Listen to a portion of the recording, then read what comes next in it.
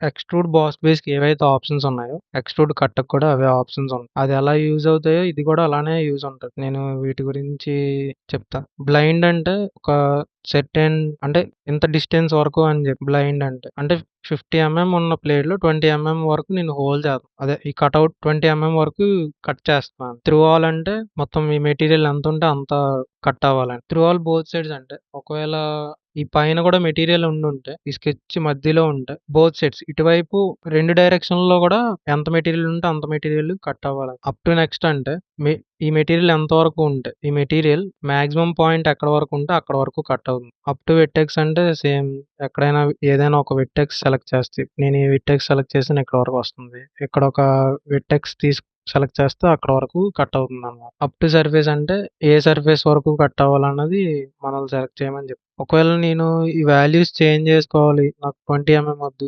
15 కావాలి అంటే ఇక్కడ ఎక్స్ట్రూడ్ కట్ పైన రైట్ క్లిక్ ఇచ్చినా, లెఫ్ట్ క్లిక్ ఇచ్చినా సరే ఎడిట్ ఫీచర్ అని వస్తది. ఇక్కడ ఎడిట్ ఫీచర్‌లో వాల్యూస్ చేంజ్ చేసుకో